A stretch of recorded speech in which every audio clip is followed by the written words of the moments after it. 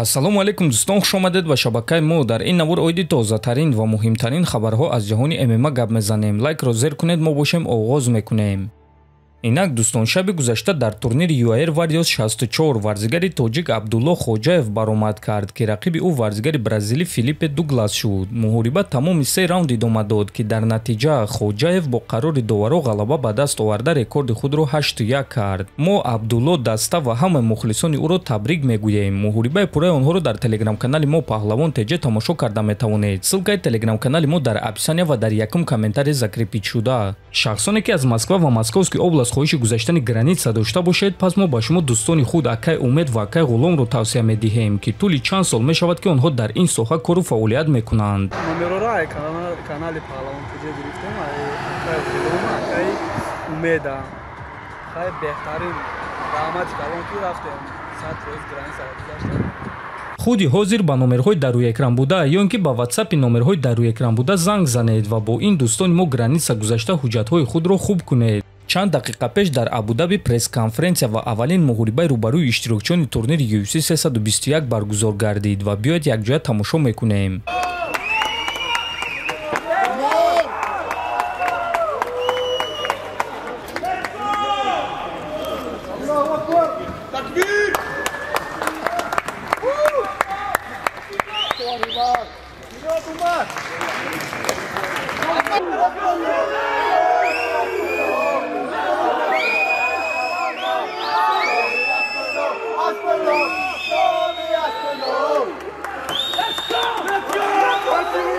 Ногуфта намонад, ки турнири UFC 321 аллакай шаби 25 октябр дар Абу-Даби баргузор мегардад.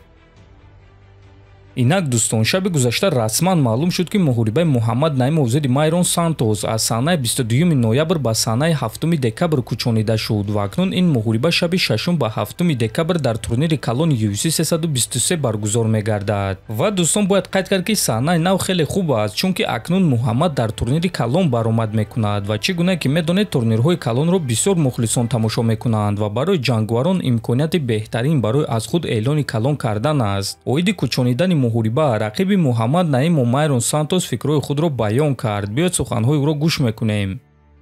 Бачаҳо, чӣ гуна ки аллакай баъзе шумо дидед, муҳорибаи маро ба Вегас 2 ҳафта кӯчониданд. 6 декабр ҳамон рақиб, ҳамон вазн UFC ин муҳорибаро кӯчониданд. Бо ман ё ин ки рақиб ягон кор рух додагӣ нест. Ҳадаф ба монанди пешина аст. Боз 2 ҳафтаи иловагӣ барои омодагӣ ва ҷанг дар Вегас ки ба монанди хонаам аст. Барои ҳамин ин кори хуб шуд ва саҳнаи нав ягон чизро тағйир намедиҳад, гуфтааст Сантос. Чӣ гуна ки мебинед дӯстон, UFC чунин қарор бароварданд, ки ин муҳориба дар турнири UFC 323 мегузарад. Сабаб Муҳаммад ё ин ки рақиби ӯ нест, ки ин чиз мо шуморо шод мекунад. Акнун муҳорибаи онҳоро шаби 6 ба 7 декабр дар турнири UFC 323 интизор хоҳем шуд.